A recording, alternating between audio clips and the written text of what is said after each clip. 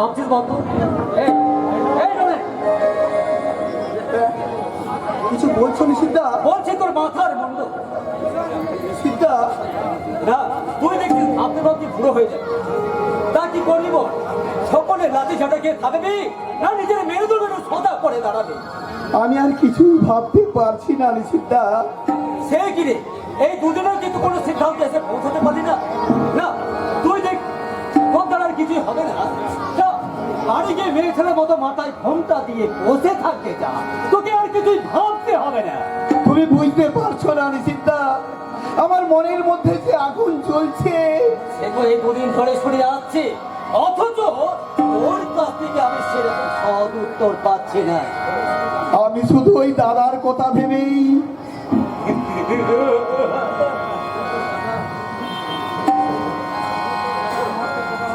রে, তুই তো দাদার মহত্বের কথা ভাবছিস, কিন্তু তোর দাদা তার মহত্বের কি মূল্য পেয়েছে সমাজের কাছ থেকে? কারখানে হাড় ভাঙা পরিশ্রম করেছে, অথচ তারই ঘরের চালে কর নেই, নেই কোনো ভবিষ্যতের সঞ্চয়।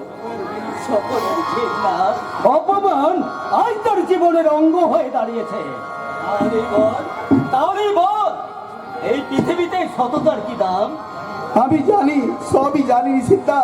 এই ত্যাগ তিতিক্ষা ভরা পূর্ণ ভারত ভূমিতে সত্য আর অবলুপ্ত। ওই মিথ্যা মাথা উঁচু করে দাঁড়িয়েছে। এই সত্য মিথ্যার জন্য সবসময় সত্য পিছু হচ্ছে। তাহলে সংকোচ করছিস কেন? দ্বিধাদ্বন্দ্ব অপসারণ ঘটিয়ে কাজে ঝাঁপিয়ে পড়। ঝাঁপিয়ে পড়ো তোমরা যুবক, তোমরা পারবে ওই শয়তানদের উপযুক্ত শাস্তি দিতে। এভাবে আমার মুখের দিকে তাকিয়ে কি দেখছো? এই শান্ত নিরীহ রবি দত্তের সংসার উদ্যানে যে ফুল ফুটেছিল, ওই দুষ্ট কীটের দংশে সে ফুল চলে গেছে, সে ভেঙে গেছে। আমার জীবনের খেলা ঘর শুকিয়ে গেছে, আমার স্বাদের সাজানো বাগান। ক্ষমা করো না, সেসব মানুষকে জানাতে তোমরা ক্ষমা করো না। রবি কাকা, দাদা আমায় কাকা বলে সে তুরিয়া জোয়ার বইয়ে দিস রে, আমাকে পাশার হয়েই থাকতে দে, নইলে আমি সে পারবো না আমার স্ত্রী পুত্র হত্যার প্রতিশোধ নিতে। আপনার স্ত্রী পুত্রকে বুঝি কেউ খুন করেছে? হ্যাঁ, ওই কৈলাস মিত্রের ভেজাল তেল খেয়ে আমার স্ত্রী পুত্র মারা গেছে। আমার এক চোখে আছে স্ত্রী পুত্র হারানোর বেদনার অশ্রু, আর এক চোখে চলছে ওই প্রতিহিংসার আগুন। যে শয়তান আমার স্ত্রী পুত্রকে আমার কাছ থেকে কেড়ে নিয়েছে, তাকে এই পৃথিবীতে বেঁচে থাকতে দেব না, কিছুতেই না। রবি কাকা, যাচ্ছেন কোথায়? আন্দোলনের পিঠ ছড়িয়ে দিন। আন্দোলন? হ্যাঁ, আন্দোলন। ওই শয়তান মুনাফাখা ভেজাল দত্তের বিরুদ্ধে তীব্র আন্দোলন, নইলে ওদের লোভের চারা শাখা পোশাকা এই সবাইকে গ্রাস করে ফেলবে। কেউ বাঁচবে না। সুন্দর একটা প্রভাতের স্বপ্ন দেখেছিলাম আমি, রোদ বৃষ্টি মাথায় নিয়ে, মাথার ঘাম পায়ে ফেলে জমিতে সোনার ফসল ফলাতাম। আমার সংসারে কোনো অভাব ছিল না গো, সুখ শান্তিতে ভরা সবই ছিল, কিন্তু আর কিছুই নেই। সবকিছু হারিয়ে আমি পথের ভিখারি। রবি কাকা, শয়তানের বিশ্বাসঘাতকতা আর আমাকে পাগল সাজিয়েছে।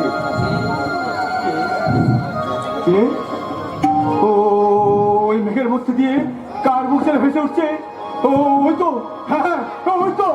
আমার খোকার মুখ, তার ছোট্ট দুহাত বাড়িয়ে কুচি করে আমাকে বাবা বলে ডাকছে। আমি তোকে বুকে আগলে রাখতে পারিনি রে বাবা, আমি তোকে বুকে আগলে রাখতে পারিনি। কে? নীলিমা, তুমি আমার থেকে কথা দুঃখে তাকিয়ে আছো, কি বলছো? তোমাকে আমাদের সন্তানকে যে শেষ করেছে তার প্রতিশোধ নিতে? হ্যাঁ, প্রতিশোধ নেব নীলিমা, আমি প্রতিশোধ নেব। ওই শয়তানের বুকের তাজা রক্ত আমি হাত লাগাবো, ওই শয়তানের বুকের কলিজা থেকে খেয়েছে অবশ্যই পেরে দেবো। তবে আমি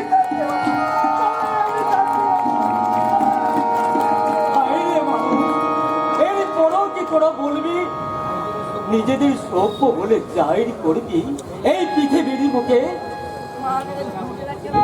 চোখের আগুনে প্রতিনিয়ত কত মানুষকে যে আজ শেষ হয়ে যেতে হচ্ছে। না না, আর চিন্তা নয়, আর ভাবনা নয়, এবার শুরু হবে আমাদের বাঁচার লড়াই। ওই বঞ্চিতের চোখের জলে যাদের পাষাণ হৃদয় এতটুকু গলেনি, তাদের করব সর্বহারা, তাদের সাজাবো পথের বিক্ষোভ। আমি সেই দিন হব শান্ত, তবে উৎপীড়িতের কন্দরণ আকাশে বাতাসে ধরিবে না, অত্যাচারীর খড়গ জীবন এই যে রণভূমে রণিবে না। আমি সেই দিন হব শান্ত। অস্ত্র হাতে ধরতে জানি, তোমার ভয় নেই মায়া, আমরা প্রতিবাদ করতে জানি।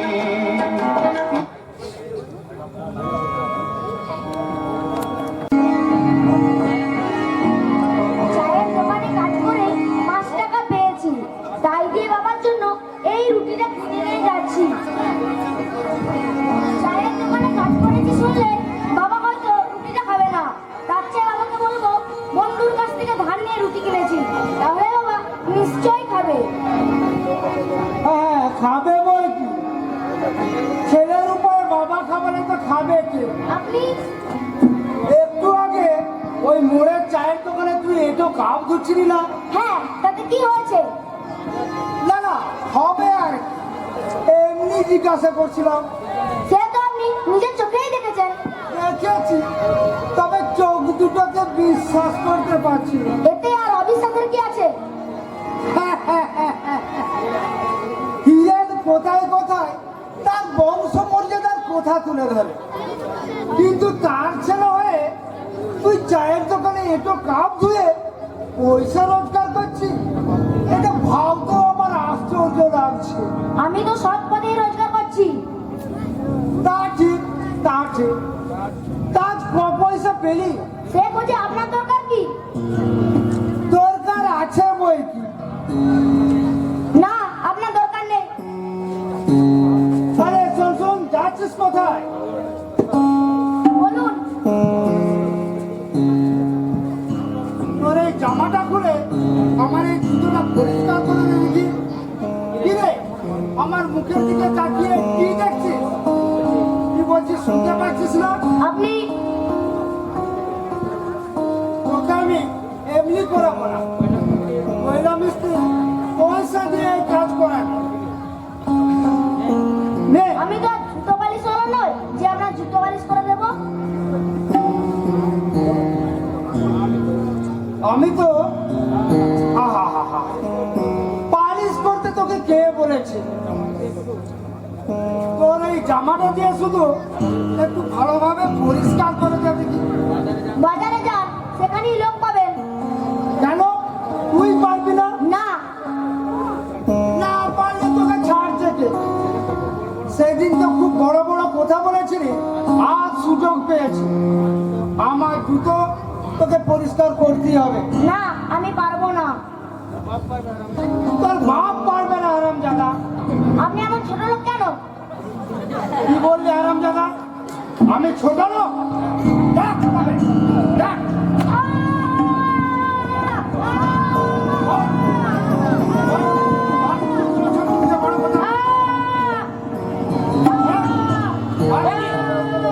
আপনি মারছেন কেন?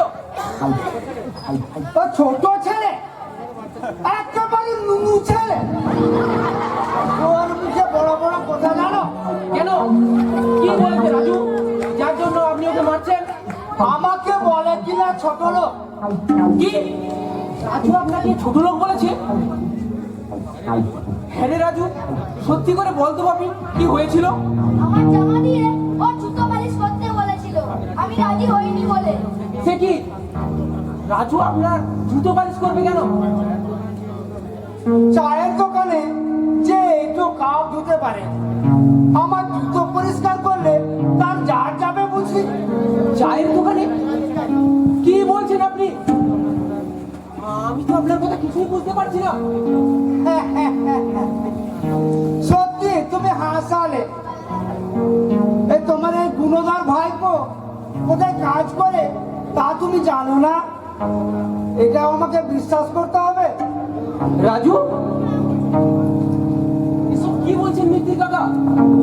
তুই হ্যাঁ কাকু, চায়ের দোকানে কাজ করে 5 টাকা পেয়েছি, তাই দিয়ে বাবার জন্য এই রুটিটা কিনে নিয়ে যাচ্ছি। রাজু, কাল রাত থেকে বাবা শুধু জল খেয়ে আছে, একটা রুটি ছিল, জোর করে আমাকে খাইয়েছে। তুমি যেন বাবাকে বলো না কাকু আমি চায়ের দোকানে কাজ করেছি, তাহলে বাবা রুটিটা খাবে না। তুই চুপ কর, তুই চুপ কর, তুই আর কিছু বলিস না রে বাপি।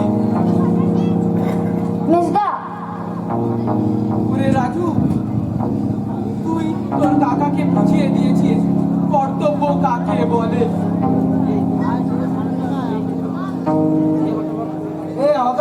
কাকাকে বুঝিয়ে দিয়েছিস যে কর্তব্যটা কাকে বলে। বাহ বাহ, তোমরা যে কাকা ভাই বই নাটক শুরু করে দিলে। আমাদের সব কিছুর মধ্যে আপনারা শুধু নাটক খুঁজে পান, তাই না মিত্তির কাকা? কিন্তু একবারও কি ভেবে দেখেছেন আমাদের অন্তরে কতখানি বেদনা লুকিয়ে আছে? আপনারা মনে করেন পৃথিবীর যত সুখ সব শুধু আপনাদের জন্য, পৃথিবীর যত অধিকার সব শুধু আপনাদের। আমরা কি বানের জলে ভেসে এসেছি? আমাদের কি কোনো কিছুতে অধিকার নেই? তুমি মিত্তির কাকা, এই দুধের শিশুটার গায়ে হাত তুলে আপনি আপনার কুৎসিত মনোভাবের পরিচয় দিয়েছেন আর বুঝিয়ে দিয়েছেন মানুষ কতটা নিকৃষ্ট হতে পারে। কি আমি মানুষের উপকার করতে না পারেন তাতে দুঃখ নেই, কিন্তু মানুষের ক্ষতি করবেন না মিত্তির কাকা, মানুষের ক্ষতি করবেন না। আয় রাজু, চলে আয়। উপদেশ, এই কৈলাস মিত্রকে উপদেশ দিয়ে গেল। এই কৈলাস মিত্র যা ভালো বুঝে তাই করে। এই কৈলাস মিত্র কারো উপদেশে ধার ধারে না। এই যে ভাস্কর, এই তোমার সঙ্গে দেখা হয়ে ভালোই হলো বাবাজি। আমি তোমার খোঁজে থানার দিকে যাচ্ছিলাম। কেন বলুন তো? এই সপ্তাহখানেক হলো তুমি আমাদের বাড়িতে আসছো না। রীতা মা তো তোমার জন্য ভেবে ভেবে একেবারে অস্থির। আমাকে বললে বাবা একবার থানায় যাও না, ভাস্কর একটু খবর নিয়ে এসো। কদিন খুব ব্যস্ততার মধ্যে ছিলাম, তাই পুলিশের চাকরিটা তো এই তো বাবা, সব সময় চোর গুন্ডা বোকবাই এদের পেছনে ছুটে বেড়াতে হয়। হ্যাঁ তাদের তবু ধরা যায়, কিন্তু ভদ্রতার মুখোশ পরে যারা এই সমাজকে অধঃপতনের দিকে ঠেলে দিচ্ছে তাদের ধরা খুব মুশকিল। তা ঠিক বাবা। হ্যাঁ আয়, তাহলে তুমি আমাদের বাড়িতে আসছো তো? চেষ্টা করে দেখবো। না না বাবা, এই চেষ্টা করলে হবে না, তোমাকে আসতে হবে। কাল রাতে এই রীতা মা তোমার জন্য পার্টি সাপটা বানিয়েছে। তুমি পার্টি সাপটা খেতে খুব ভালোবাসো কিনা? তুমি না আসায় রীতা মা খুব দুঃখ পেয়েছে, নিজেও একটা মুখে দিল না। মনের দুঃখে সব জলে হরাস করে ফেলে দিল। হতভাগী তোমাকে খুব ভালোবাসে কিনা? হ্যাঁ আমাকে যেতে হচ্ছে, আর দেরি করে চলবে না।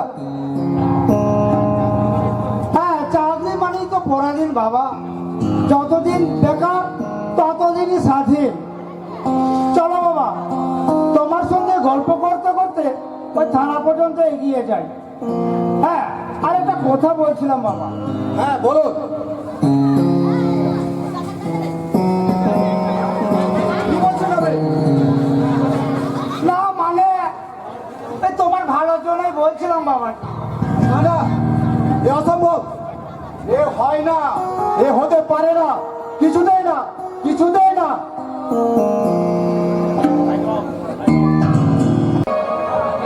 রাজু, রাজু কোথায় যে গেল ছেলেটা? এক রত্তি দুধের ছেলে, তার মুখেও তুলে দিতে পারছি না খিদের খাবার। এই অক্ষমতা, এই দুঃসহ যন্ত্রণা আমি কি দিয়ে ঢাকবো? লোককে বলি যার কেউ নেই তার ভগবান আছে, কিন্তু ভগবানও আমার প্রতি বিরূপ। বাবা বাবা রাজু, তুই এসেছিস বাবা?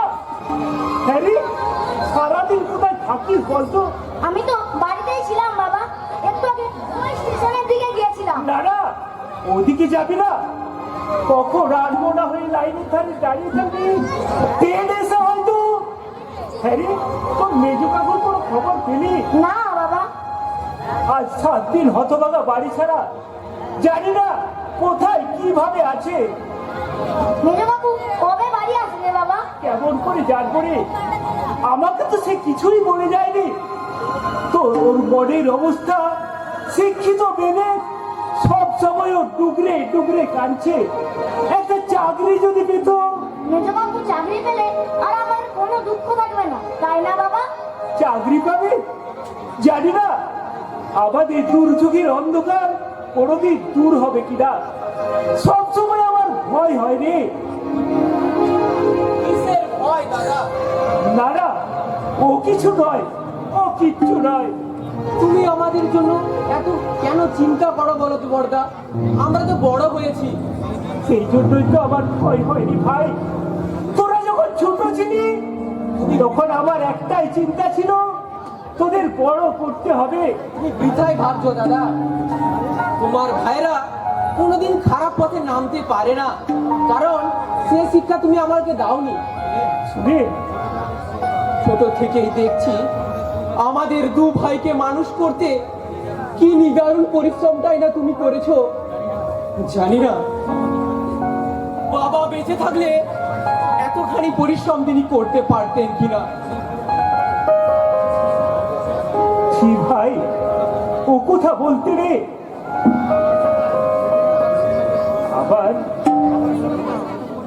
আবার বাবার স্বপ্নকে সার্থক করতে আমি শুধু চেষ্টা করেছি মাত্র, এর বেশি আর আমি আর কিছুই করতে পারিনি রে।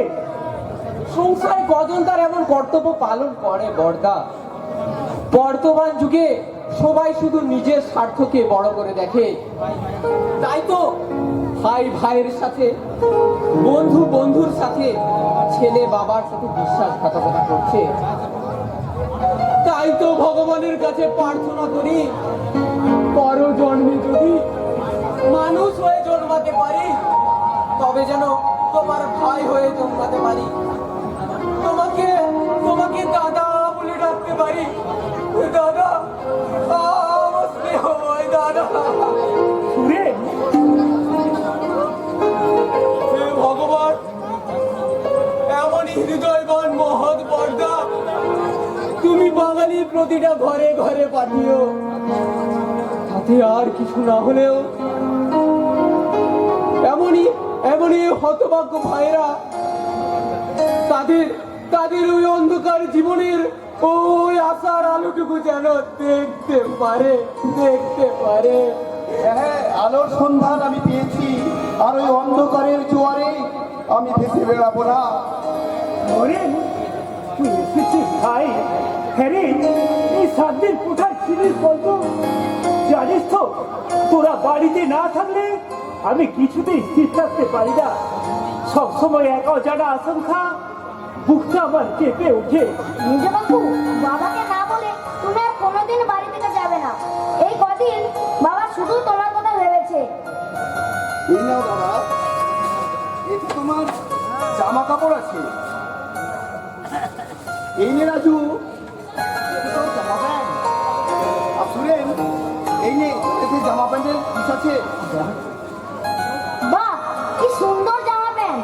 আমি কাল থেকে আবার স্কুলে যাব। তুমি আমার বই কিনে দেবে মেজবাবু? নিশ্চয়ই দেবো বাপি। তোকে লেখাপড়া শিখে অনেক বড় হতে বাপি, অনেক বড় হতে হবে, অনেক বড়। এই নাও দাদা, এতে সংসার খরচ বাবু 10,000 টাকা আছে। আমি মাসখানেক বাদে বাড়ি ফিরবো। আমাদের যুগে এত সবার নেই, আবার টাকা? তুই কি কোনো চাকরি পেয়েছিস ভাই? সত্যি তুমি চাকরি পেয়েছো মিস্টার? চাকরি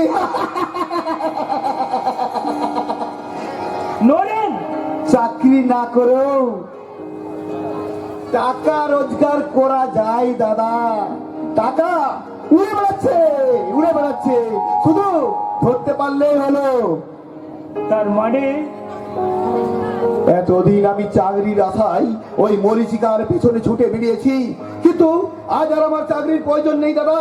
চাকরি মানেই তো ওই মাসের শেষে গোনা কয়েকটা টাকা, কিন্তু আমি যে পথে নেমেছি দাদা, সেখানে আছে মুঠো মুঠো টাকা। আহ, কি হলো বর্দা? আমার মাথাটা চলছে কেন?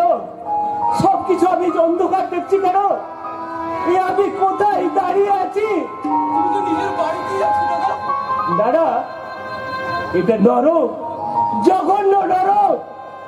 আবার ভাই, আবার শিক্ষিত ভাই আজ অসৎ পথে টাকা রোজগার করেছে, আর সেই টাকা আমার হাতে। দাদা, দাদা নিয়ে যা তোর টাকা।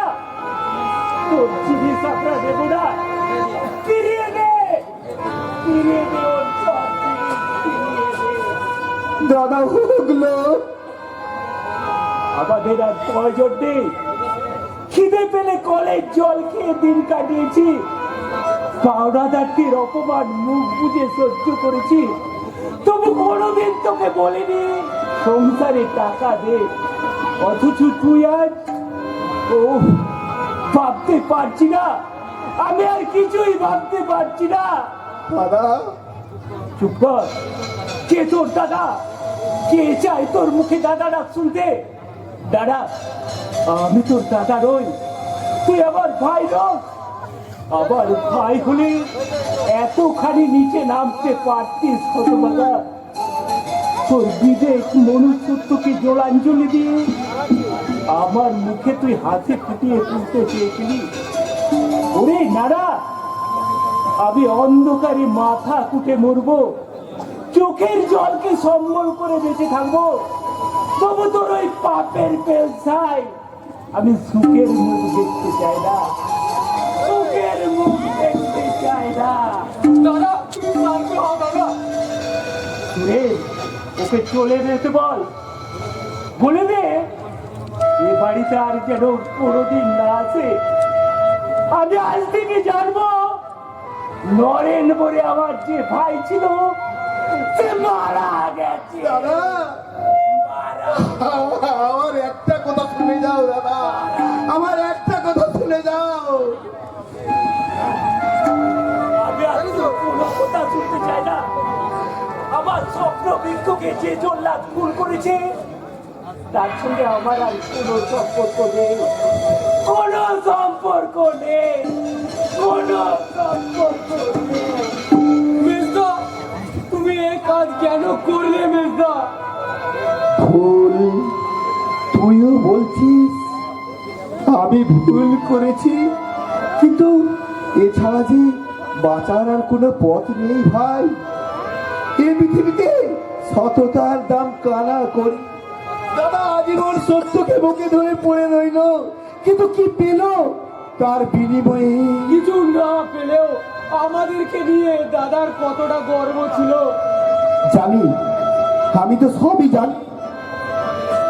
এইসব এই আমাদের আমি সবভাবে বাঁচতে চেয়েছিলাম, কিন্তু পারলাম না। মানুষের ঘৃণা আর অবজ্ঞায় আমাকে কে নামিয়ে এনেছে ওই মাদকের অন্ধকারে। তুমি ওপর থেকে ফিরে এসো মেজদা। ওই অন্ধকারের পথে একবার গেলে আর সহজে ফিরে আসা যায় না ভাই। আজ আমি সমাজ বিরোধী গুন্ডা, ওই পুলিশের খাতায় আমার নামের পাশে লাল কালির দাগ পড়ে গেছে। আমি সৎভাবে বাঁচতে চাইলেও ওরা আমাকে বাঁচতে দেবে না ভাই, ওরা আমাকে বাঁচতে দেবে না, বাঁচতে দেবে না। তুমি আর বাড়ি থেকে যেও না, তাহলে পুলিশ তোমাকে ধরতে পারবে না। না রে বাপি না, যেতে আমাকে হবে। আর তো আমি এ বাড়িতে থাকতে পারি না। আমার দাদার কাছে আমি মৃত, আমার আমার শ্রীময় দাদা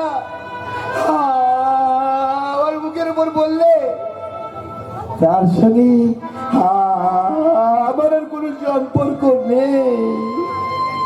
আমি চলে যেতেই হবে রে বাপি।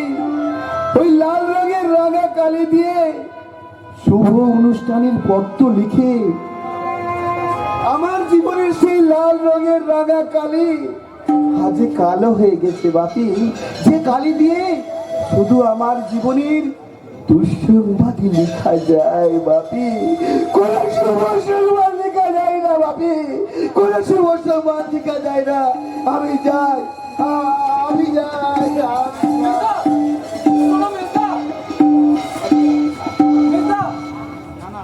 না না আর পিছু ডাকিস কে ভাই। বড় স্বাদ ছিল ওই দাদাকে সুখী করব, দাদার মুখে হাসি ফুটাবো, কিন্তু পারলাম না ভাই। তুই দাদাকে দেখিস ভাই, ও বড় বড় অসহায়। আমি এই অন্ধকারের মানুষ, আমি অন্ধকারে চলে যাব। এই আলোর জগৎ আমার জন্য নয় রে। দাদার পাশে থেকে দাদাকে সান্ত্বনা দিস ভাই। আমি চলে যাচ্ছি রে ভাই।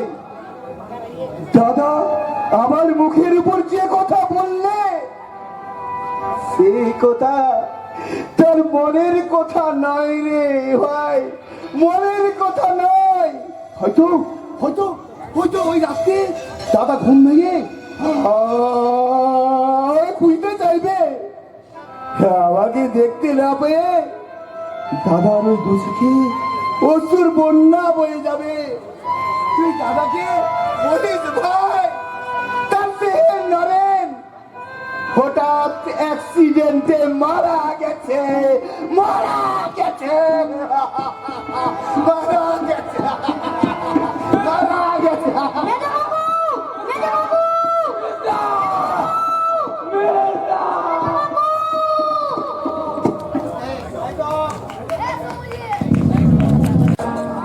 কেন অসম্ভব? এ কিছুতেই হতে পারে না। আমি বুঝবো না। তুমি তোমার এই পূজার ক্ষমতা যদি তোমার থাকতো তাহলে তুমি এ কথা বলতে পারতে না। জানি না ভালো মন্দ বোঝার ক্ষমতা আমার আছে কি নেই, তবে এটা বুঝতে পারছি তুমি যেটা করছো সেটা অন্যায়। এত বড় অন্যায় মানুষ সহ্য করলেও ধর্মে সইবে না। ধর্ম? তুমি দেখছি খুব ধর্মপুরো হয়ে এবার পড়েছ শঙ্কর। আমার ছেলে হয়ে তুমি যে এত বড় কাপুরুষ হবে এ আমি স্বপ্নেও ভাবতে পারিনি।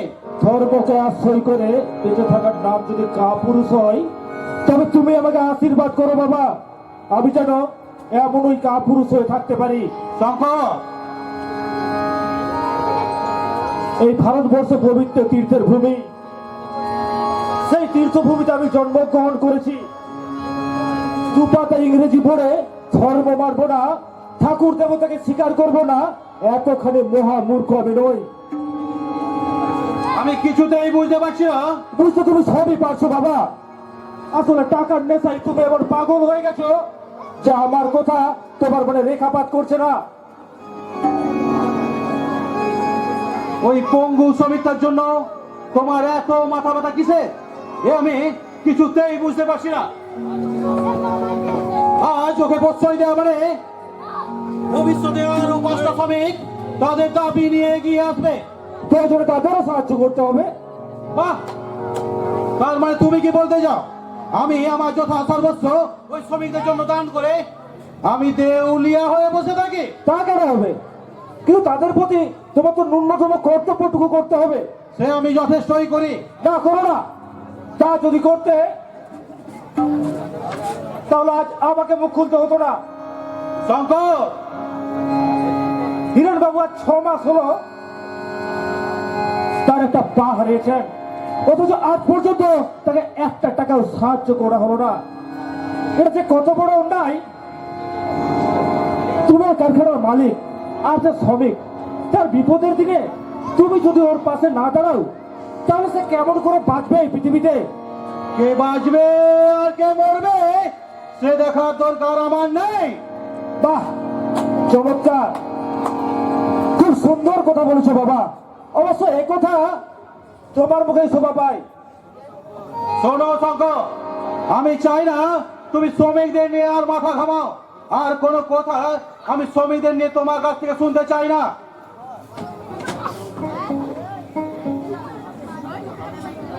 আমি যা ভালো বুঝবো ঠিক তাই করবো। বাবা তুমি ভিখারীদের ভিক্ষা দেওয়া যায়, কিন্তু তাদের প্রশ্রয় দেওয়া যায় না। হিরেনকে আমি 5,000 টাকা দিতে চেয়েছিলাম, কিন্তু সে টাকা প্রত্যাখ্যান করেছে। তাই তাকে আমি কানা করে দিয়ে সাহায্য করব না। হ্যাঁ হ্যাঁ, এটাই আমার শেষ কথা। 5,000 টাকা? একজন শ্রমিকের একটা পায়ের মূল্য মাত্র 5,000 টাকা? হায় রে ভগবান, মানুষের প্রতি ভালোবাসার এটা কি নিদর্শন! ছোট বাবু, ছোট বাবু, এ কি তোমার চোখে জল কেন ছোট বাবু?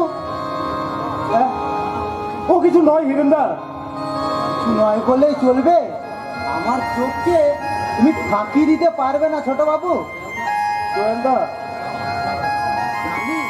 আমি তোমার দুঃখ দূর করতে পারবো না, কিন্তু আমার শুনতে আপত্তি কি আছে ছোট বাবু? আচ্ছা গোয়েন্দা, তুমি বলতে পারো আমি কেন কোনো গরিবের ঘরে জন্ম নিলাম না? এই দেখো, এসব প্রশ্নের উত্তর আমি কেমন করে জানবো? জানি তুমি পারবে না গোয়েন্দা। যে প্রশ্নের উত্তর আমি খুঁজে পাইনি সে প্রশ্নের উত্তর তুমিও দিতে পারবে না গোয়েন্দা, তুমিও পারবে না ছোট বাবু। জানো গোয়েন্দা, আমি যদি কোনো গরিবের ছেলে হতাম, আমার বাবার যদি অর্থের অহংকার না থাকতো, তাহলে সে নিশ্চয়ই আমার কথা শুনতো গোয়েন্দা। ও, এতক্ষণে বুঝেছি, কর্তা বাবু নিশ্চয়ই তোমাকে কিছু বলেছে। কর্তা বাবুদের এক স্বভাব, সব সময় শুধু মেজাজ আর মেজাজ। আরে বাপু, একমাত্র ছেলে, তাকে কি আর এত মেজাজ দেখালে হয়? জানো গোয়েন্দা, মাঝে মাঝে আমার মনে হয় আমার যদি মৃত্যু হতো। না না, বলো না ছোট বাবু, ও কথা তুমি বলো না। ও কথা শুনলে দুঃখে বুকটা আমার ফেটে যায় ছোট বাবু, তুমি ও কথা বলো না। আমার একটা ছেলে ছিল, সে বেঁচে থাকলে আজ ঠিক তোমারই মতো হতো ছোট বাবু। আমি অনেকদিন আগে এই চাকরের কাছে ইস্তফা দিয়ে চলে যেতাম, কিন্তু পারিনি শুধু তোমারই জন্যই ছোট বাবু। তোমার মুখের দিকে চেয়ে আমি আমার হারানোর দুঃখটাকে ভুলে আছি ছোট বাবু। তোমার ছেলে ছিল গোয়েন্দা? হ্যাঁ, 8 বছরের ছেলে। যখন সে গুটি গুটি পায়ে চলতে শুরু করলো, আমাকে বাবা বাবা বলে ডাকতে লাগলো, তখন আমার সে কি আনন্দ! পৃথিবীর সমস্ত আনন্দ লুকানো ছিল আমার এই ছোট্ট বুকটার মধ্যে। ওর মার আমি দুজনে কত ভালোবাসতাম, ওখানে প্রায় ঝগড়া করতাম। সে বলতো আমি বেশি ভালোবাসি, আর আমি বলতাম না না, আমি বেশি ভালোবাসি। ছেলে আমাদের দুজনের চোখের মণি ছিল, আদর করে তার নাম রেখেছিলাম মণি। কিন্তু কিন্তু ওই নিষ্ঠুর একচোখা ভগবান বেটা সহ্য হলো না, আমাদের বুক শূন্য করে আমাদের মণিকে কেড়ে নিলে ছোট বাবু, আমাদের মণিকে কেড়ে নিলে। কি কি হয়েছিল তোমার মণি?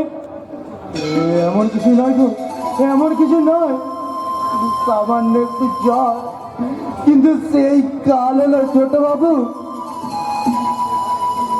জ্বর অনেক বেড়ে গেল, জ্বরের ভিতরে মনে আমার কত ভুল বকেছে। আমি ডাক্তারবাবুদের পায়ে ধরে কত মিনতি করেছি,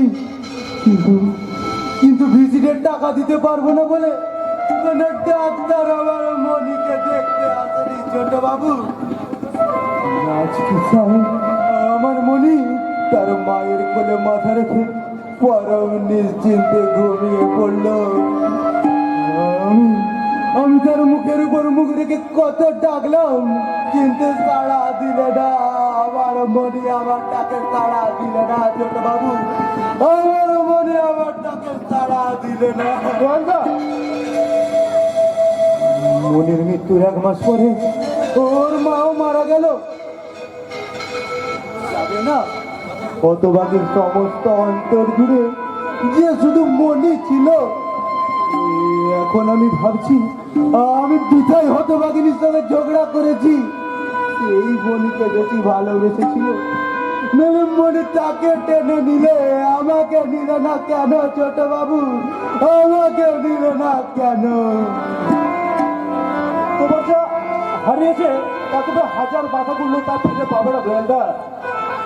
জানি জানি ছোট বাবু জানি, জন্যই তো তোমার মধ্যে আমি আমার হারানো মনিকে খুঁজে বেড়াই। গোয়েন্দা, তোমার কাছে শুধু আমার একটাই অনুরোধ ছোট বাবু, আমার মৃত্যুর পরে তুমি আমার মুখাগ্নি করো ছোট বাবু। আমি আর কিছু চাই না। গোয়েন্দা, ও তো গোয়েন্দা।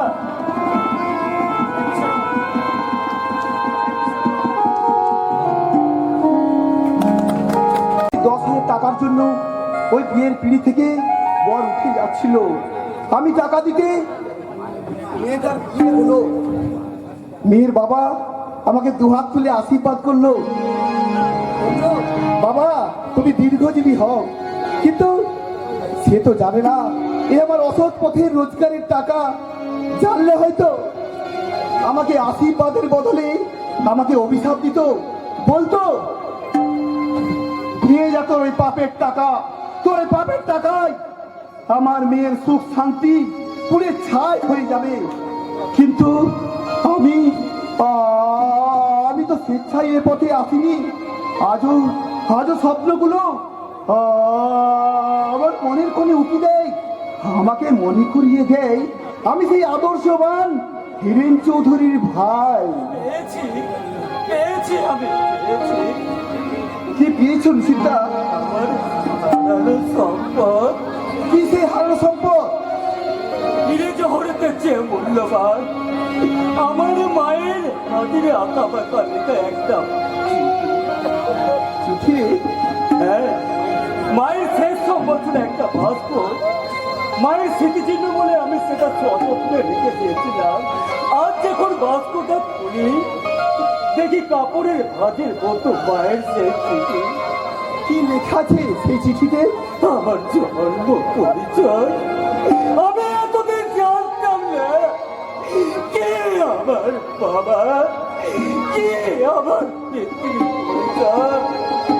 ওরে ধরে বড় দেরি হয়ে গেল। আরো আগে যদি এই চিঠিটা আমি পেতাম তাহলে আমার জীবনটা এইভাবে করে উঠতো না। কি বলছো নিশিতা?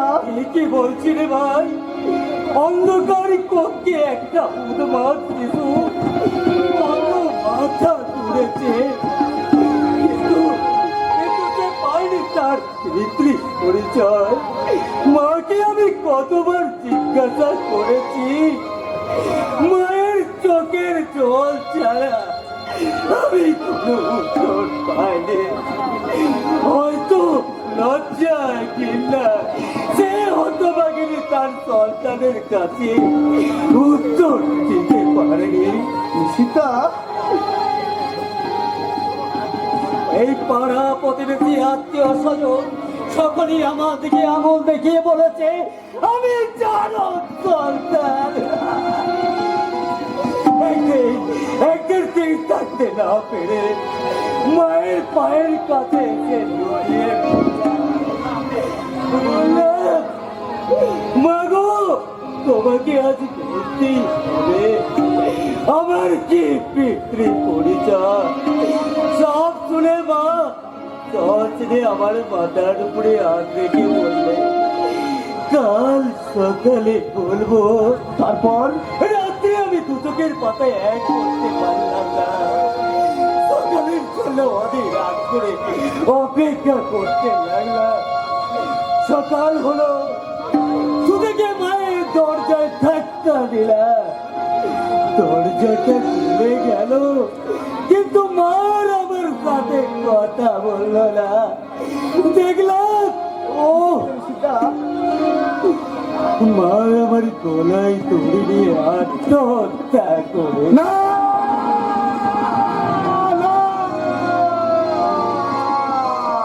ওরে, তুই আমার বুকের কথা শুনে আত্মনাদ করে উঠলি, আর আমি সেই ঘটনার নীরব সাক্ষী। জানিস রে নরেন, আজও মায়ের সেই করুণ মুখটা আমার চোখের সামনে ভেসে ওঠে। আজও আমি ঘুমের করে মায়ের সেই করুণ মুখটা দেখি। ও মা, আমার গর্ভধারিণী মাকে ওখানে চলে যেতে হলো এই পৃথিবীর থেকে। মা সেই শয়তানের নাম মুখে উচ্চারণ করবে না বলে এই চিঠিতে সব কথা লিখে দিয়ে গেছে। আমি অবৈধ সন্তান নয়। কে কে তোমার বাবা? শয়তান সত্যপ্রিয় সত্যপ্রিয় মজুমদার। শয়তান কালীঘাটের মন্দিরে মায়ের সাথে সিঁদুর পড়ে দিয়েছিল, কিন্তু সেটা ছিল তার অভিনয় মাত্র। আমি যখন মায়ের গর্ভে, তখন সে মাকে অস্বীকার করে। না না, অনেক বাবা কান্না বুকে বয়ে বেরিয়েছি। এবার সেই শয়তানের সামনে গিয়ে দাঁড়াবো, নেব আমার মাতৃ লজ্জার চরম প্রতিশোধ।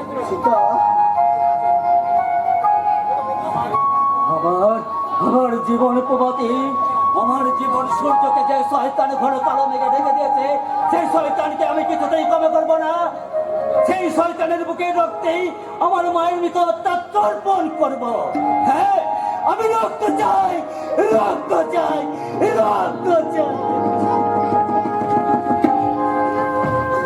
সত্যপ্রিয় মজুমদার, জীবনে অনেক পাপ তুমি করেছো, কিন্তু আর নয়। তুমি এবার মৃত্যুর জন্য প্রস্তুত হয় শয়তান। এবার ছুটে যাচ্ছে এই দুরন্ত রাহু। তোমাকে কেউ বাঁচাতে পারবে না শয়তান, কেউ না, কেউ না, কেউ না। আর কোনোদিন হতভাগা আমাকে দাদা বলে ডাকবে না। কেন ডাকবে? আমি যে তাকে বাড়ি থেকে তাড়িয়ে দিয়েছি, তবে কি আমি ভুল করেছি? না না, আমি ঠিকই করেছি। একটা সমাজ বিরোধী গুন্ডার আশ্রয় এ বাড়িতে হবে না। আবার চোখ, হতভাগার চোখ, মুখটা আবার চোখের সামনে ভেসে উঠছে কেন? না না, আমি আর তার কথা ভাববো না।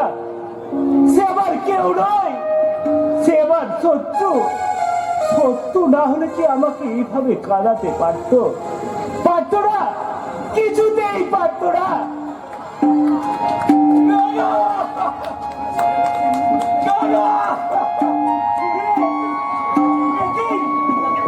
তুই কাকে এনেছিস? সারা শরীর যে রক্তে ভেসে যাচ্ছে। রাজু আর নেই বড়দা। রাজু, আমার রাজুর কি হয়েছে রে?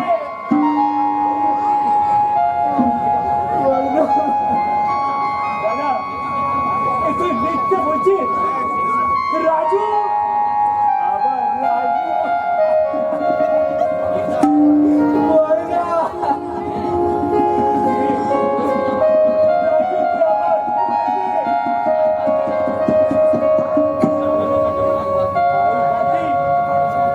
আমার বুকে আয়।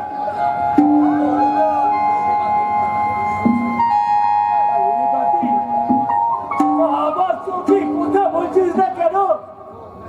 ও, বুঝেছি, আমার উপর বুঝে অভিমান করে আছিস।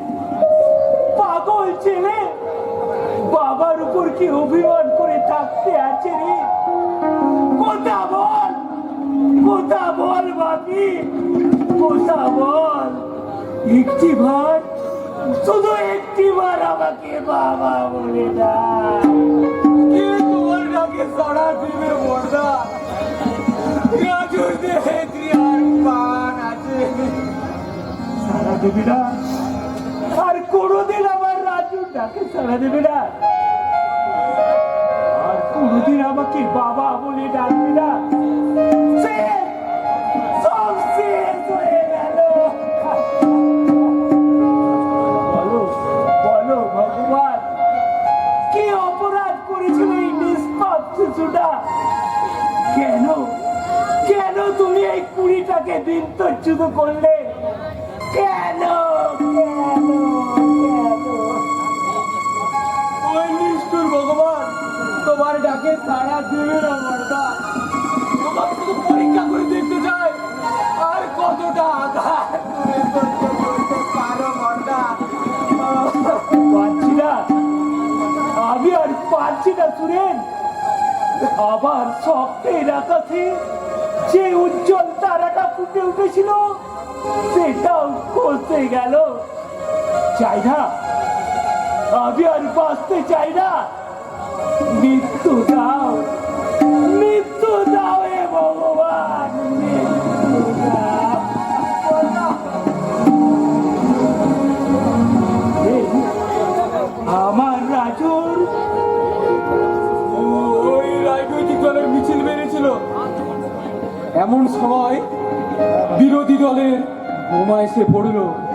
আর সেই বোমার আঘাতে রাজুর রক্তাক্ত প্রাণী দেহটা রাস্তায় লুটিয়ে যাবো, আমি রাজনৈতিক নেতাদের কাছে গিয়ে বলবো তোমাদের ওই বর্বরতায় সে অবোধ শিশুকে অকালে পৃথিবী থেকে চলে যেতে হলো। তার জীবনের মূল্য কি তোমরা দিতে পারবে? পারবে কি তার পিতার শ্রেষ্ঠ সম্পদকে ফিরিয়ে দিতে? হ্যাঁ, আমি জবাব চাই, জবাব চাই, জবাব চাই। রাজুকে আমার কোলে দাও মর্দা, ওই যে সৎকার করতে হবে। না না, আমি ওর জন্য কিছুই করতে পারিনি। আমাকে এই সামান্য কাজটুকু করতে দে। রাজুকে আমি নিজের হাতে পিতাই তুলে দেব। চলবে, চিতা দাও দাও করে জ্বলবে, আর সেই আগুনে আবার রাজুর নরম তুলতুলে দেহটা পুড়ে ছাই হয়ে যাবে। কি মজা, কি মজা! রাজু তার অক্ষম বাবাকে সমস্ত দুশ্চিন্তা থেকে মুক্তি দিয়ে গেল। কি আনন্দ, কি আনন্দ! বর্দা, বর্দা,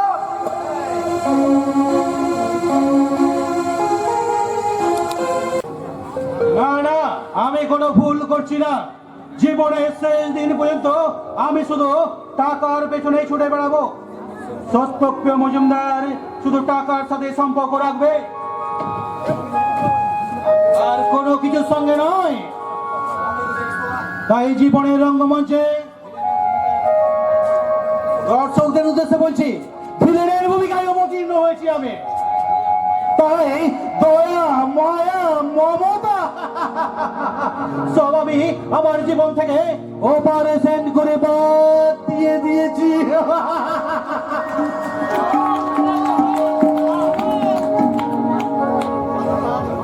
বাবা কিছু বলবে না?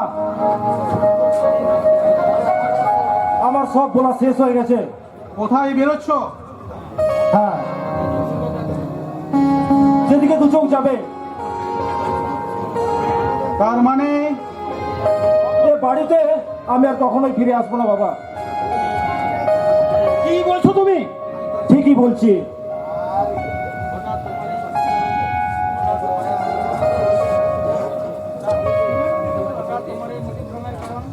হঠাৎ এই মতিভ্রমের কারণ আমি জানতে পারি কি? মতিভ্রম কিনা জানি না, তবে এইটুকু বুঝতে পারছি, এই নরকুণ্ডে থাকলে আমি বিবেকহীন অমানুষে পরিণত হব।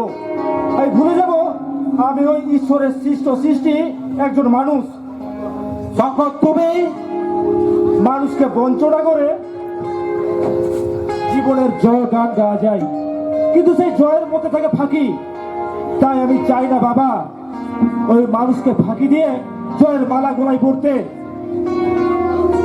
শঙ্কর, সত্যি সত্যি তুমি চলে যাবে শঙ্কর? হ্যাঁ বাবা, এই বিশাল পৃথিবীর অসংখ্য মানুষ যাদের মাথা গোজার ঠাইটুকু পর্যন্ত নেই, তারা যদি দুঃখের সঙ্গে সংগ্রাম করে বেঁচে থাকতে পারে, তাহলে আমিও নিশ্চয়ই পারবো বাবা। আমার তো ধন ঐশ্বর্য।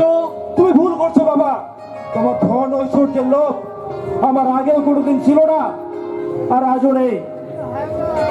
এই সুখের অট্টালিকা, তোমার ধন ঐশ্বর্য সবই আমার কাছে তুচ্ছ। শঙ্কর, আমি বাঁচতে চাই বাবা, যে বাঁচার মধ্যে আনন্দ আছে, শান্তি আছে।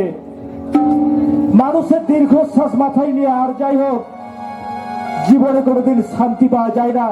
আর এই চরম সত্যটা তবুও একদিন মর্মে মর্মে উপলব্ধি করবে বাবা। তুমি তাহলে তোমার সিদ্ধান্ত বদল করছো না?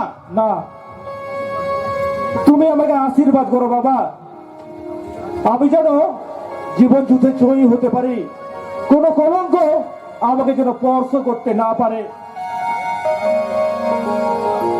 শঙ্কর, জানি না তোমার সাথে আর আমার দেখা হবে কিনা, জানি না। আমি তবে যেখানেই থাকি ভগবানের কাছে প্রার্থনা করব, হে ভগবান, তুমি আমার বাবার সুবুদ্ধি দাও, সুমতি দাও, তার অন্তরে শুভ চেতনা দাও। শঙ্কর চলে গেল, পারলাম না আমার ধন ঐশ্বর্য দিয়ে শঙ্করকে আটকে রাখতে। কেমন করে পারবে কর্তা বাবু? আপনি বাপ হয়ে ছেলেকে চিনতে পারলেন না, তাই চেয়েছিলেন আপনার ওই ধন ঐশ্বর্য দিয়ে ছোট বাবুকে বেঁধে রাখতে, কিন্তু পারলেন না। পাখি খাঁচা খুলে উড়ে গেল। তুই তুই আবার কোথায় যাচ্ছে? আমিও কাজে ইস্তফা দিয়ে চলে যাচ্ছি কর্তা বাবু। সেকে তুই কেন যাবি? ছোট বাবু যে বাড়িতে নেই, আমি আর এক মুহূর্ত সেখানে থাকতে পারবো না কর্তা বাবু। তুই দীর্ঘ 28 বছর আমি এ বাড়িতে কাজ করছি। আপনার কত লাঠি ঝাঁটা খেয়েও আমি এ বাড়িতে পড়েছিলাম, কিন্তু আর কেন কিসের মায়া এখানে পড়ে থাকবো? না, তুই যাবি না, যাবি না দাদা। না করতে বাবু, আর আমাকে বাধা দেবেন না। এ বাড়িতে আমি আর এক মুহূর্তেও থাকতে পারবো না। তুই দীর্ঘ 28 বছর আমি এ বাড়িতে কাজ করছি, কোনো দিনের জন্য আপনার অবাধ্য হয়নি। জীবনে এই প্রথমবার আপনার অবাধ্য হচ্ছি। আপনি আমাকে ক্ষমা করুন কর্তা বাবু, ক্ষমা করুন। তুই ছোট বাবুর শূন্যতা আপনি অর্থ দিয়ে ঢাকতে পারবেন, কিন্তু আমি কি দিয়ে ঢাকবো কর্তা বাবু? তাই আমি চললাম ছোট বাবুর সঙ্গী হতে। যদি যদি সে আমাকে সঙ্গে না নেয়, আমি তার পা দুটি জড়িয়ে ধরবো, দেখবো কেমন করে সে আমাকে দূরে ঠেলে দেয়, কেমন করে দূরে ঠেলে দেয়। আশ্চর্য, শঙ্করকে দয়াল এত ভালোবাসে। ভালোবাসা? কে তুমি? তোমার চোখ।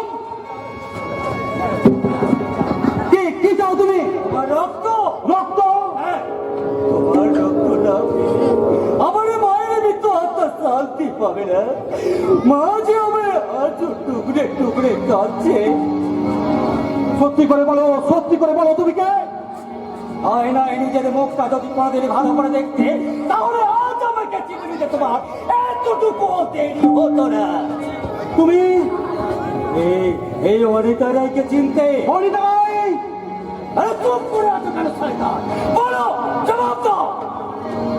না মানে একটি অসহায় নারীর জীবন নিয়ে তুমি খেলা করেছো। তাহলে তার সন্তানের স্বীকৃতি কেন? কিসের অভাব ছিল তোমার? আর স্বীকৃতি যদি দিতে না পারবে, কেন তার দারিদ্র লুট করেছিল শয়তান? আমি এই তোমারই জন্য আমার মাকে আত্মহত্যা করতে হয়েছে। সকলের অবজ্ঞার উপেক্ষা মাথায় নিয়ে আমাকে বেঁচে থাকতে হয়েছে। তোমাকে আমি ক্ষমা করবো না, তোমাকে আমি বেঁচে থাকতে দেব না। আমার মায়ের আসলের প্রতিশোধ আমি নেবই নেব। না না, আমাকে মেরো না, আমাকে মেরো না। আমার যথা সর্বস্ব আমি তোমাকে দিয়ে দেবো। তোর সর্বোচ্চ নেবে কত টাকা? 1000, লক্ষ, কোটি, কিন্তু তুমি আমার মাকে ফিরিয়ে দেবে শয়তান। না না, তুমি পারবে না, তাই আমিও তোমাকে বেঁচে থাকতে দিব না। দয়া করো, তুমি আমাকে দয়া করো। দয়া, মায়া, আমার মা তেমনি ভাবে তোমার পায়ে ধরে একটু দয়া ভিক্ষা চেয়েছিল, কিন্তু তুমি তাকে দয়া করো। তাই আমিও তোমাকে দয়া করবো না। মৃত্যুই তোমার একমাত্র শাস্তি।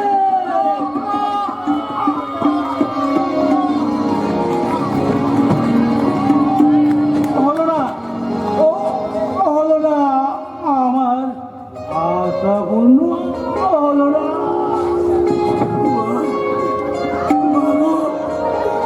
শয়তানকে আমি উপযুক্ত শাস্তি দিয়েছি মা।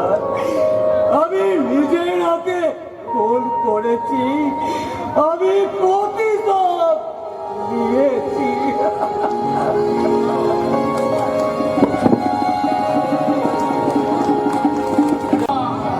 হলো না, আমার আশা পূর্ণ হলো না। রীতা মাকে এগিয়ে দিলাম, কিন্তু এই ভাস্কর বেটা মুখ ফিরিয়ে নিল। এত অহংকার কেন রে বাবু? না হয় থানার বড় বাবুই হয়েছে। আমার মেয়ে কি দেখতে খারাপ? কত ছেলে লাইন দিয়ে আছে, শুধু সিগন্যাল পেলেই হলো। সত্যি মা আমার এক রাস রূপ নিয়ে জন্মেছে। যে কোনো ছেলেকে এক মুহূর্তে হাতের মুঠোয় আনতে পারে, শুধু এই ভাস্কর বেটা কি পারলো না? আসলে পুলিশ গুলো যে সব নীরব, ওদের অন্তরে ভালোবাসা বলে কিছু নেই। তা যদি থাকতো আমার মেয়েকে কিছুতেই অকার্য করতে পারতো না। ওখানে দাঁড়িয়ে কি হলো? চুপ করে আছো কেন? চিনতে পারছো না কৈলাস মিস্ত্রি? কি তুই এখানে এই ঘর সন্ধ্যেবেলায় আমার বাড়ির ভিতরে ঢুকেছিস কেন? বল, বাড়ির ভিতরে ঢুকেছিস কেন? না তুমি জানো না? নিশ্চয় চুরির বদনামে ঢুকেছিস।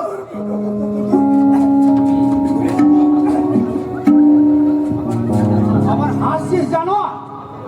হাতে নাতে ধরা পড়ে তোর হাসতে লজ্জা করছে না? লজ্জা করবে কেন? লজ্জা করবে তো তোমার, তোমার। এই মানুষের সবচেয়ে বড় সম্পদ মানবিকতা। যে মানবিকতাকে তুমি জলাঞ্জলি দিয়েছো গো, এরপরেও কি তোমার লজ্জা পাওয়া উচিত নয়? বলো না, বলো না। তুই কি আমাকে জ্ঞান দিতে এসেছিস? জেগে জেগে দেখো ভাই, তাকে হাজার ডাকলেও তার ঘুম পাকানো যায় না গো। তাই তাই তোমার বিবেকের রুদ্র ধরে আমি খাটাবো, এতখানি পাগল আমি নই। রবি, আর চড়ছো কেন? আমি তো একটু মিথ্যা কথা বলিনি। ও বেটা একবারে ধর্মপুত্র যুধিষ্ঠির। খবরদার, তোমার ওই পাপ মুখে ওই দেবতার নাম উচ্চারণ করবে না। কি বললি হারামজাদা? আমি পাপী? শুধু পাপি নাও, তুমি মহাপাপী, তুমি ঘৃণ্য, তুমি নরকের কি। তবে রে সোয়ান, তোকে আমি তোর আগে ছুরি ভয় পেয়ে গেছে মনে হচ্ছে। না মানে মৃত্যু হয়তো আর তোমারও আছে। কেন কেন তুমি এসেছো আমাদের বাড়িতে? তোমার মৃত্যুর পরোয়ানা নিতে। মৃত্যুর পরও না? হ্যাঁ, আগে তার একটা কথা, বাবার কাছে একটা কথা। বলছি আজ দোসরা ফাল্গুন। বাবা রে বাবা, হ্যাঁ, আজ থেকে ঠিক 1 বছর আগে এই তারিখে হাওয়া শ্রীপুত্রকে মরতে হয়েছে। তার মৃত্যুর জন্য দায়ী তুমি। তাই এই সুন্দর পৃথিবীতে তোমার বেঁচে থাকার কোনো মূল্য নেই, কোনো মূল্য নেই।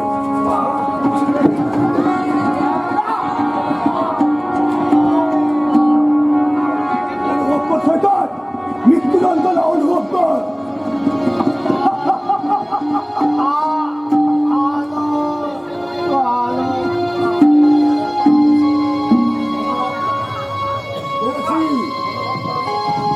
পেরেছি, আমি শয়তানকে মৃত্যু দিতে পেরেছি। হাত আমার একটু কাঁপেনি। নীলিমা, নীলিমা থেকে স্বর্গ থেকে চাকিয়ে দেখো নীলিমা, শয়তানকে আমি উপযুক্ত শাস্তি দিতে পেরেছি।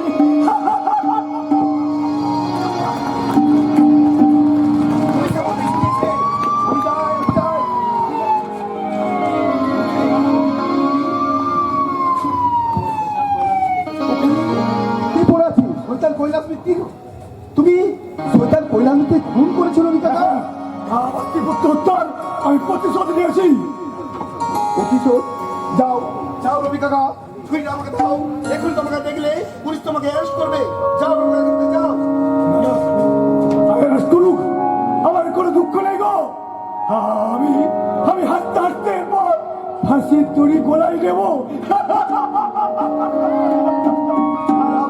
তুমি যাও, কিন্তু তুমি আমার জন্য ভাবতে হবে না।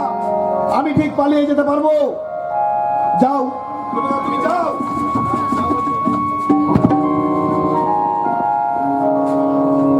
শয়তান কৈলাস মিত্তি,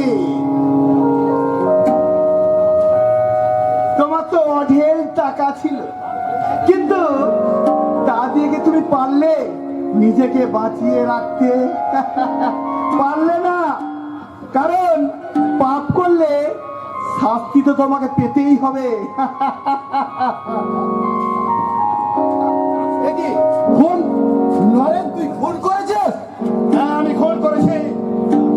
খবরদার, আর এক পায়ে গোনা বলছি।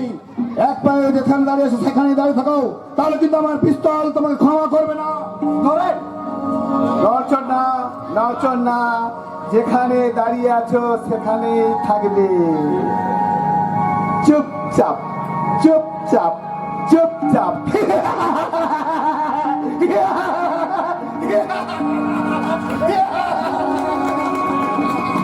নরেন, তুমি কি ভাবছো? তুমি আমায় ভুল ভাবছো। আমি চাই তুমি ওই রাস্তা থেকে ফিরে এসো।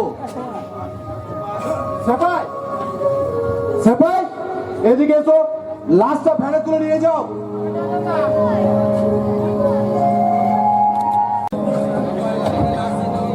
রাজু, রাজু, আরে কত বেলা হয়ে গেল, কখন স্কুলে যাবি? আয় বাবা, আমার কাছে আয়। লুকিয়ে থাকিস রে। ও বুঝেছি, আমি তোকে বকেছি বলে তুই আমার কাছে আসছিস না। পাগল ছেলে, ছেলেকে বাবা বকবে না তো কে বকবে? আমি তোর অন্যায় দেখলে শাসন করব, আবার তোকে ভালো বাসবো। আয় রাজু, আয় আমার কাছে আয়। কতদিন তোকে দেখিনি। রাজু, রাজু। কে তোমার ডাকে সাড়া দেবে বড়দা? কে? সুরেন, তুই এসেছিস ভাই? বল না, রাজু আমার উপর কিরম অভিমান করে লুকিয়ে আছে। জানা ভাই, তুই রাজুকে একটু বুঝিয়ে নিয়ে আয়। তোর কোথাও নিশ্চয় শুনবে। রাজু তোকে খুব ভালোবাসে রে। বড়দা, কি হলো রে? কাঁদছিস কেন? ও বুঝেছি, রাজু বুঝি তোকে কিছু বলেছে। ঠিক আছে, আমি ওকে বকে দেবো, আর তোকে কোনোদিন কিচ্ছু করবে না। দাদা, তোমার দৃশ্য আমি আর চোখে দেখতে পারছি না দাদা, আর দেখতে পারছি না। সুরেন, রাজুর স্মৃতি তুমি কোনোদিনও মন থেকে মুছে ফেলতে পারবে না দাদা। তাছাড়া তাছাড়া শুধু তুমি গেল, আমিও পারবো না দাদা, আমিও পারবো না। রাজু, ও হ্যাঁ হ্যাঁ, মনে পড়েছে। রাজুকে তো আমি শ্মশানে পুড়িয়ে এসেছি। আগুনে রাজুর সুন্দর দেহটা পুড়ে ছাই হয়ে গেছে। সাড়া দেবে না, রাজু আর আমার ডাকে সাড়া দেবে না। নিষ্ঠুর বিধাতা কচি ছেলেটার হাড় মাংস খাওয়া না পর্যন্ত মনে শান্তি পাচ্ছিল না। তাই তো আমার রাজুকে আমার বুক থেকে কেড়ে নিল। তৃপ্ত হয়েছ তুমি বিধাতা পুরুষ, তোমার মনের চাঁদ পূর্ণ হয়েছে। দাদা, কে? আমি তোমার হতভাগ্য নরেন। নরেন বলে তো আমি কাউকে চিনি না। আমি জানি দাদা, তোমার ক্ষমা আমি পাবো না। তাহলে কি জন্য এখানে এসেছো? জীবনী আর কোনোদিন তোমাদের সাথে দেখা হবে না। তুমি কোথায় যাবে মির্জা? দূরে, অনেক দূরে। আজ আমি খুনি আসামি, পুলিশ আমাকে তন্ন তন্ন করে ছুটছে। তাই পালানো ছাড়া আমার আর কোনো পথ নেই।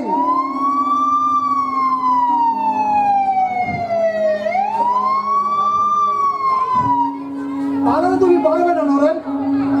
ধরা আমি দেব না ভাস্কর। নরেন, জেলের ঘানি আমি টানবো না। আমি হ্যাঁ, আমি খুনি, আমি ধর্ষণকারী। আমি এই বাগদেবকে ধর্ষণ করে ইরাট করে দিয়েছি। তবু আমার একটা ডাকে সহস্র ভক্তি পরিবার আমার পাশে এসে দাঁড়ায়। দোষী জানি না কিবা অভিযোগ বিচার হইয়া গেল। তাই আমার অভিশপ্ত জীবন তোদের ওই মিথ্যা আইনে দেব না ধরা। আমার জীবন অঙ্কটাকে আমি মিলাতে পারলাম না, তা বলে তোদের ওই মিথ্যা আইন আমাকে ধরতে পারবে না। তাই আমার এই অভিশপ্ত জীবন আমি নিজের হাতে শেষ করে দিলাম।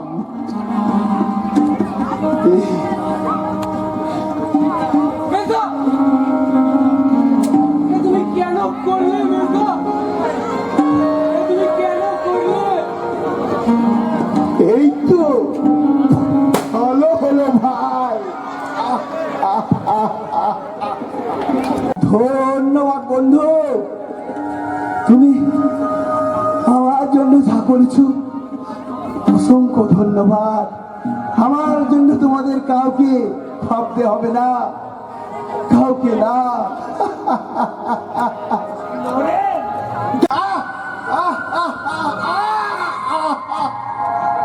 ডাকো ডাকো দাদা, আর একবার তুমি আমাকে ভাই বলে ডাকো দাদা, ভাই বলে ডাকো।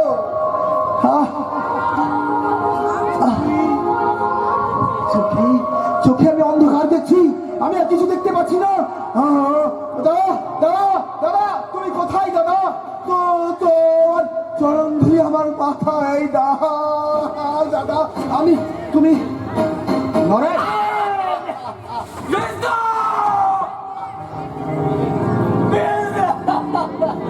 না না, নরেন খুন করেনি, না সম্পূর্ণ নির্দোষ। আরে আমি ওই কৈলাস ব্যক্তিকে খুন করেছি। হ্যাঁ, আমি খুনি। ও কি নরেন হবে মাটিতে পড়েছে কেন? এই হতভাগ্য মিথ্যে খুনের অপরাধ দিয়ে না না, নরেন মরতে পারে না। নরেনের মতো ছেলে কোনো মৃত্যু হয় না। ও যে নরকের ফুল। নরকের ফুল? চলবে না। নরেনবাবুকে অ্যারেস্ট করা চলবে না। নরেনবাবু নির্দোষ, নরেনবাবুকে অ্যারেস্ট করা চলবে না। ও কি কারা বাইরে কোলাহল করছে? একদম হতভাগ্য বঞ্চিত মানুষ নরেনের মুখে হাসি ফুটিয়ে তুলেছিল। ওরা বলছে নরেন কোনো অপরাধ করেনি, নরেন কোনো পাপ করেনি। হ্যাঁ, ওদের সঙ্গে আমিও বলছি নরেন কোনো অপরাধ করেনি।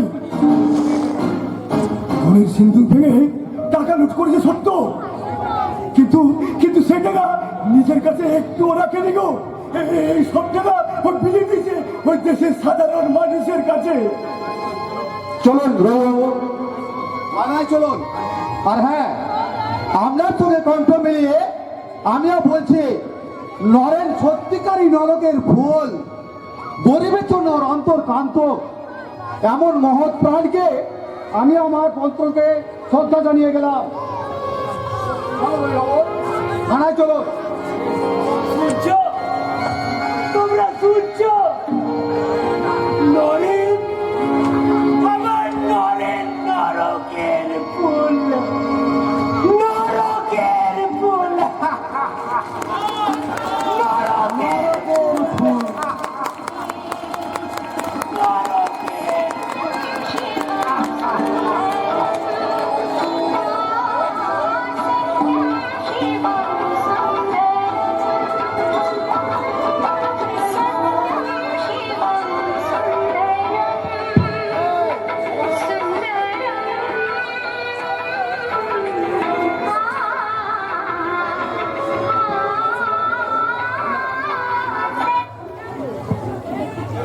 ছবি